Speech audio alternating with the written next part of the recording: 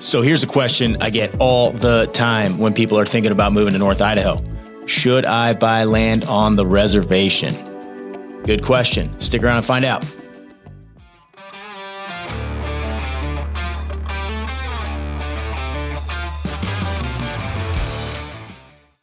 Hey guys, if you're new to this channel, please hit that subscribe button, tap the notifications bell so you can stay up to date on all of our latest content. And please feel free to share our channel with friends that you have that might be thinking about moving to North Idaho or may already live here and want to learn more about North Idaho in general. We get calls, texts, and emails literally every single day from people just like you trying to learn more about this area.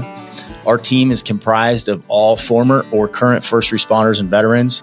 I'm not saying you need to be from that world to work with us. We would love to work with anyone. But if you are from that world, you understand the value of working with people from similar backgrounds. So guys, remember, if you're looking to move right now or 12 months from now, give us a call, text, or email. Let's get that conversation started. All right, jumping right into the things to consider when you're looking at buying land on the reservation. I'm going to do some screen share with you today so you guys can kind of take a look at some of the stuff I'm talking about while I'm talking about it. This is an important topic. I get this question a lot, so I decided to make a video about it. It's hard to find information about the Coeur d'Alene Tribe Reservation, and that's the one I'm going to talk about specifically today. There are other reservations in Idaho, but this one is closest to Coeur d'Alene and closest to my area of responsibility, my beat. So that's the one we're going to talk about, because this is the one where I get a lot of people that are thinking about moving to it, and they're wondering like, hey, is this a good idea? I've heard some things. So hopefully I can dispel some of those rumors today. I did a little bit of research. Like I said, it is actually hard to find information out that is definitive on some of these questions, but we'll dive right in. So the Coeur d'Alene Reservation, let me pop up my handy dandy screen share. This is going to show basically the general area of where the reservation is. Zoom it out a little bit. So you've got Coeur d'Alene up here, and then Plummer, St. Mary's. This is Lake Coeur d'Alene right here. So the reservation is this blue outline right here. So it's big. It's 345,000 acres in total and 2,200 tribe members. This current boundary that you're looking at right there was established in 1889. It encompasses parts of Kootenai County, some Benewah County, and then I think a little bit of Shoshone County over here. So I could be off on that, but it is definitely Kootenai and Benewah. So you've got multiple jurisdictions there. You've got tribal police as well. So there's definitely some things to consider. A couple of towns that are within the reservation: Worley, Plummer, and St. Mary's are probably the bigger ones that you may have heard of. So keep those in mind. All great places to live, in my opinion. All right. First question that comes up a lot: do you actually own the land? So simple answer, the way that this ownership happens is fee simple ownership. I'm going to read the definition of fee simple ownership because you probably don't know what that means. So fee simple is a legal term in real estate that refers to the complete ownership of land and any structures on it without restrictions or limitations other than local zoning laws. So it's considered the highest form of ownership, and it is usually what people purchase when they buy a home. So buying land on the reservation is exactly like buying any land anywhere else. You do own it. Couple things to consider, mineral rights being one of them.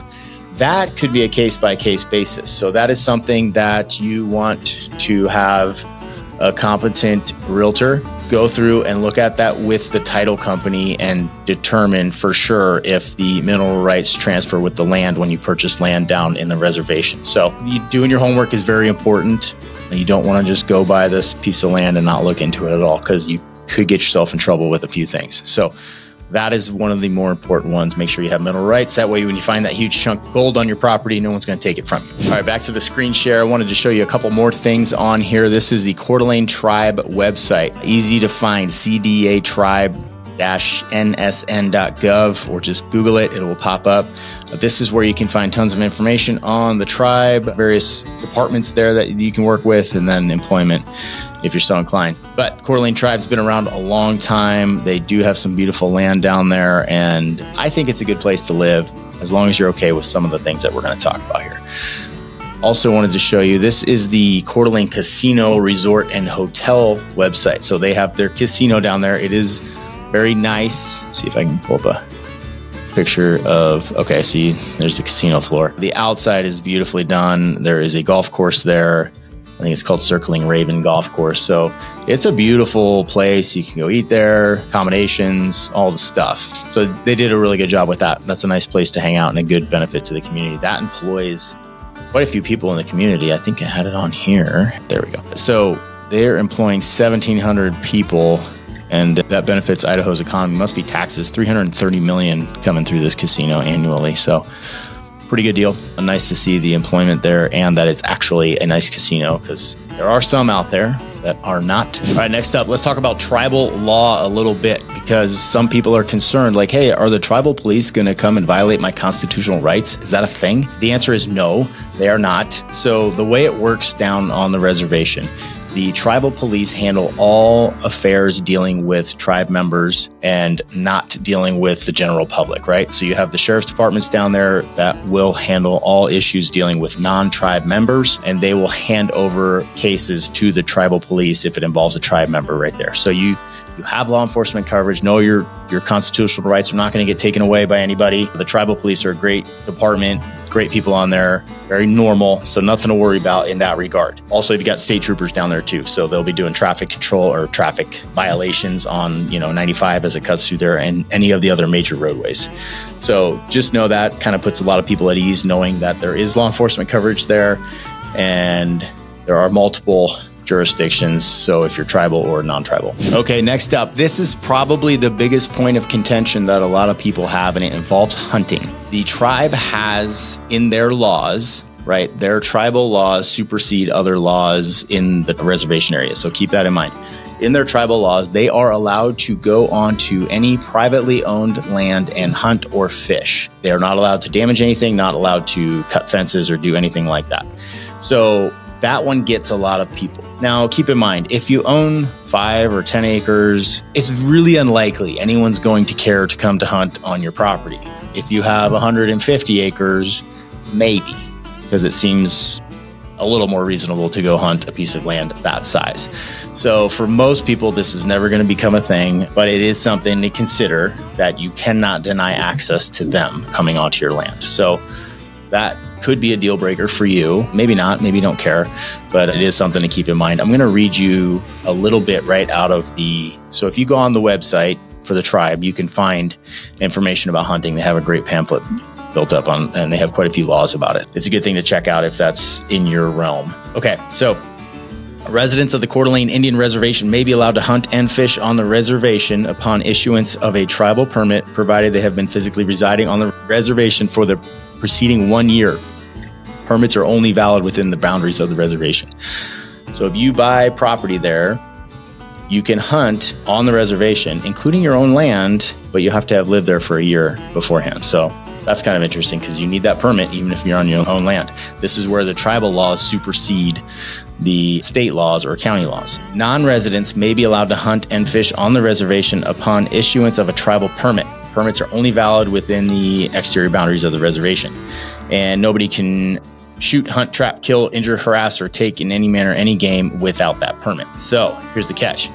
A permit for a non-resident, let's use big game for example, is $600. That's just for the tribal permit. If you are from out of state and you wanted to hunt on the tribe, you'd be paying the roughly $600 to the state of Idaho and the $600 to the reservation. So something to keep in mind, if you have lived in the reservation for less than a year, technically you need to pay that non-resident $600 fee for a big game tag on the reservation. So something to consider. Maybe it doesn't bug you at all. Maybe you're going to hunt public land. Maybe you don't hunt, or maybe you've lived there over a year and you can get your relatively cheap elk tag to hunt on your property or other properties down there. So just something to consider. All right, last but not least, I wanted to give you guys a few examples of what land looks like down there, because it is varied terrain. You've got some of this open meadow, beautiful rolling fields, and then you've got some forested areas, some steeper areas. So it's a big mixture. Waterfront too, of course. So we're going to pop through. I just pulled up a couple of random listings to kind of show you guys some pictures of what the landscape looks like. This one is in Worley. You can see the outline of the property there. That's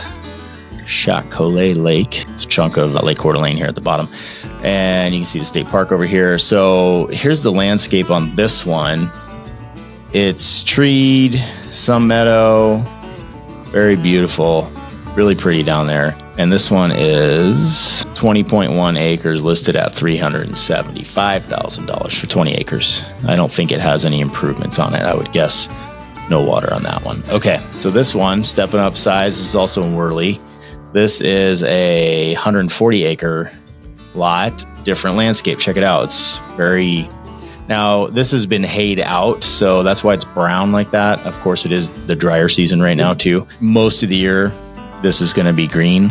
If it's not covered in snow, this will be greened out and just gorgeous rolling green hills. But big old chunk of land. They're selling this one for a potential development purpose, but you could come in here, snatch up the whole thing, and raise a bunch of cattle and sell me some beef for cheap. Sounds like a good plan. Okay, one more will pop up. This is a 80 acres.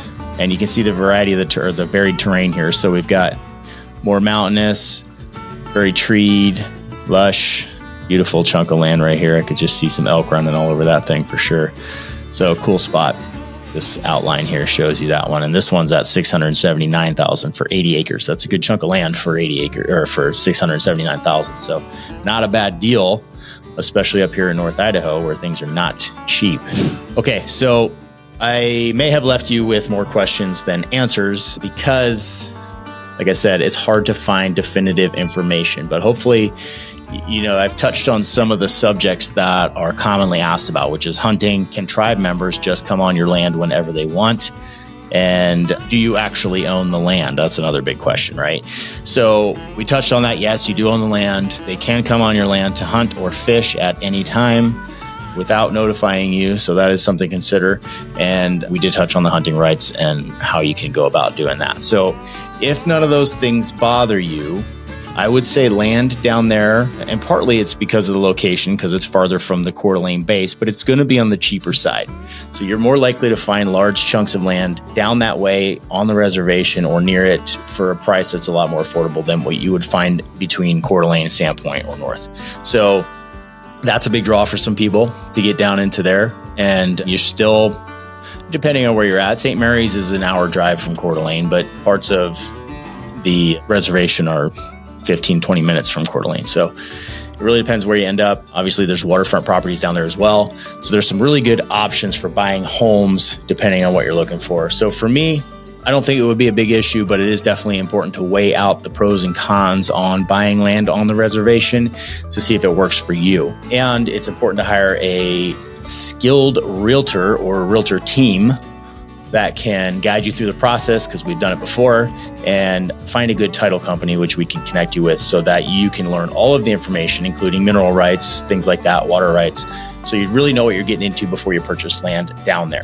And of course, as usual, if you guys have additional questions, just shoot us an email, call, text, reach out. Don't feel bad. It happens all the time. And we will gladly get that answered for you and guide you through the process so you don't make a big mistake moving up here. All right.